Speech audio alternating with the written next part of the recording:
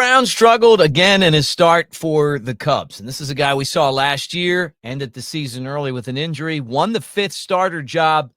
But how secure is he in that role? Because I think that he's right on the verge of going to the bullpen. So I'm going to tell you why the Cubs have a lot of depth at that 5th starter spot. I'm going to give you 4 candidates that I think could replace Ben Brown and tell you why the bullpen might not be a bad place for the hard-throwing right-hander if he can't get it figured out. And they don't have time to sit around and wait for him to get figured out. The rest of the rotation's been fantastic. Hey, great seeing you guys on the Cubs baseball channel. Like, subscribe, thumbs up.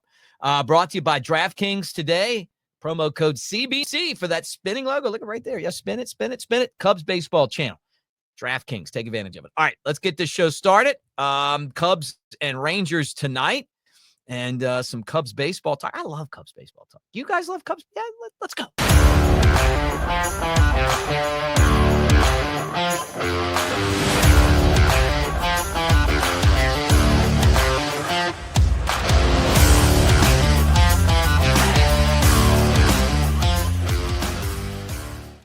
I'm Mick Gillespie. Great to see you guys on my channel. I've spent my life as a Cubs fan, so you know how that goes. Up and down, some downs. Hey, went through the World Series with the organization, been with them for like 20 years. So, hey, I'm here with you guys today talking Cubs, and I love them just as much as you do. Maybe we all that's why we're here. That's why we hang at this channel, because we love the Cubs. Yesterday, a tough loss.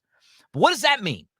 Well, one thing I can tell you about where this year's team is that starting pitching's been really good. Now, and that's been kind of a trend for the Cubs over the last few seasons. Like, they've actually been pretty good starting pitching-wise, and this year's no different, right?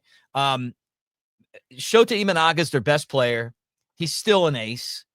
Justin Steele's good. Hasn't quite gotten locked in yet, but you can see it's right. He's right on the verge of doing that. Matthew Boyd? I mean, with this guy, okay, you know, like one of these guys, like, who's this? Oh yeah, that guy. You know, like we like this guy. Like, go ahead and keep throwing strikes. He slows the game down.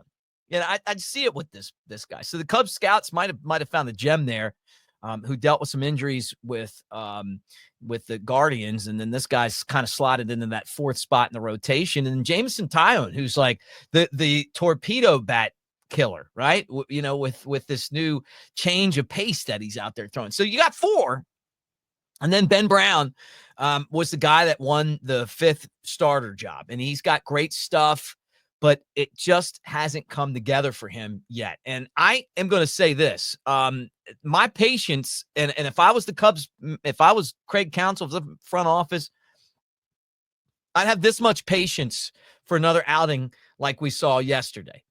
I like him, and I think he's got a good future, right? But when you give up 17 hits in 11 2/3 innings, you're just not going to win a lot of games. You know, 10 earned runs, couple of home runs, 9 walks, that's just not good enough. Even with the 15 strikeouts, it's just not good enough. He's got a 2.23 whip, and opposing batters are hitting 327 against him. The reason why you have basically the quick hook with him is that you have a lot of options, and he may be able to help you out of the bullpen because the Cubs need some help there too. And I'm not comfortable in any game where this bullpen is coming in to get more than 9 outs. If you know, when they're coming in the 6th inning, watch out. Bad things are going to happen. And look, I hope I'm wrong, but I just don't feel like I am, because one of these guys is going to mess up. You know, it's like when you play that game Jumanji and you're pulling the things, and then you pull it. You know, eventually somebody's taking the whole tower down. And that's how I feel about this bullpen. And yesterday it was Hodge and Presley. You know, Hodge blew the lead. Presley put us behind. He didn't get any help from the defense either. All right. So what are our options? I'm going to start right here with this guy. You've heard of him before, Javier Assad. Assad is not quite where we want him yet, right? But he is coming around. April 4th, he threw 2 innings in a like extended spring game. You know, last year he was one of the Cubs' best. I felt like he was one of the Cubs' best options, kind of Because he can pitch out of the bullpen, which we saw him do a lot in 23, where he had 10 starts in 32 games, and then last year made 29 starts, right? And it felt like last year he had a 3.73 ERA.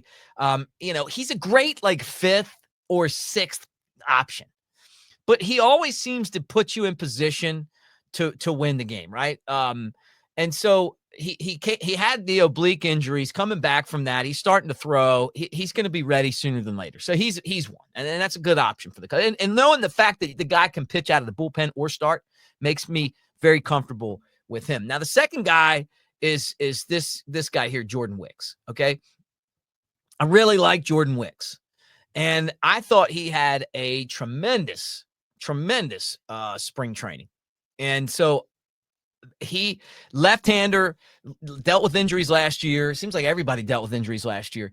He stays healthy, goes out there. He's a great like option, and I don't think the only reason that he ended up in the minor leagues is options, because he had them.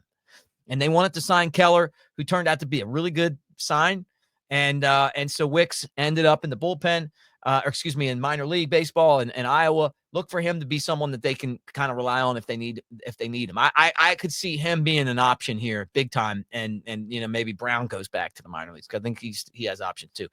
Now the other guy is Colin Ray. Like we kind of knew that Ray was an option for the Cubs, and he didn't look great in spring training, but he's actually, he's only thrown 3 1/3 innings, but no runs allowed in his 2 relief outings.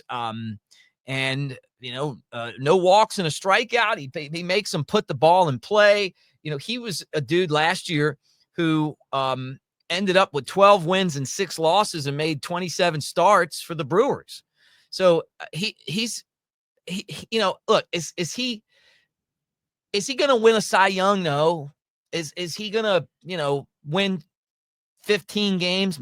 Probably not, but he gives you a chance to win. And I felt like with where Ben Brown is right now, he's not giving you a chance to win. He's just not. You give up 3 runs and then you give up 2 more and you give up 5 and 4 innings. You don't win those games. And the Cubs even had the lead and still didn't win, but it was a rocky road for Brown. And I feel like at least Ray kind of gives you more of a veteran option there. The problem is that Brown has much better upside. We kind of know what Ray is, but with this team, you maybe you put Ben in the bullpen and let him get more confident and kind of find himself. And then Ray gives you a chance to win more games. What we'll see. He's probably the guy that they're sitting there going right now, like, hey, this is the dude we're going to slide into that starting job, because we just can't give games away. And they've already given 2 games away this year. And for them to make the playoffs, they're going to have to win these games, right? Good teams win those games. They didn't win it. Now the final guy is this guy right here, Cade Horton. And I think eventually Horton is going to be the future of the Cubs. I'm a big believer in Cade Horton. He was injured last year, shoulder injury, missed a lot of time. He's a first-round pick. He's a super athlete, played quarterback in college, also pitched. This guy is mean, okay? And what I mean by that is that he's going to throw inside on you. You don't get comfortable. He's old school. You get in that plate, don't get that. When he's doing his thing, and I don't know what it's going to be like when he first gets to the big leagues, but I'm telling you, when he gets comfortable there, he's coming inside, and it ain't going to be pretty. I've seen him do it. He's got a killer slider that he can move all over the place. It looks like a wiffle ball, and then he throws 96, but the slider's so good, and he's so damn mean that you can't get comfortable.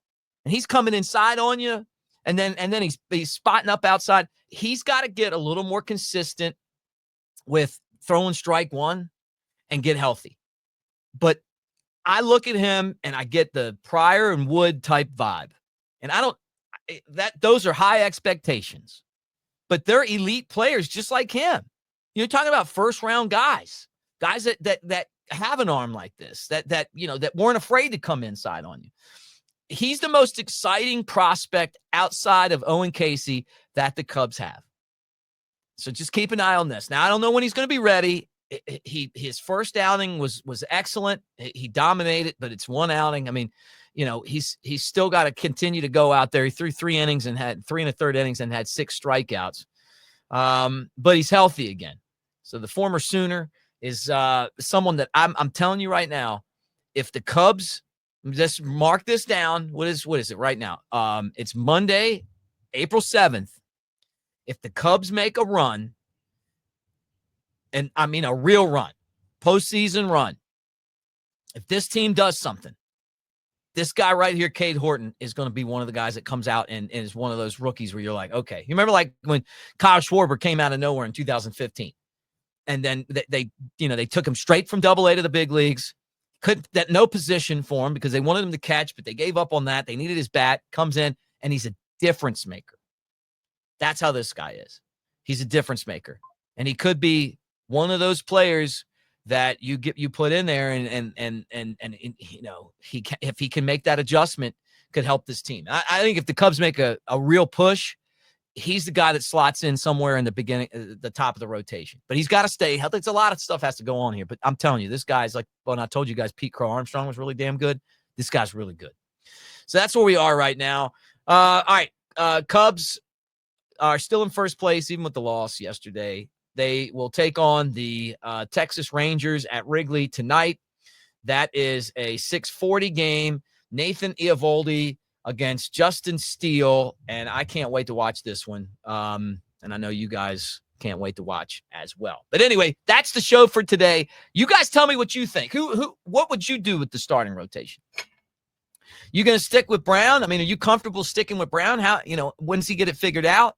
Or do you take advantage of all the depth that the Cubs have? And then talking Brown, like, what if you moved him into like a role back in the, in the bullpen with Presley and Hodge? And how comfortable are you with Presley as a closer? I mean, do you think that this guy's a legitimate, like, lockdown closer? Ben Brown has closer stuff.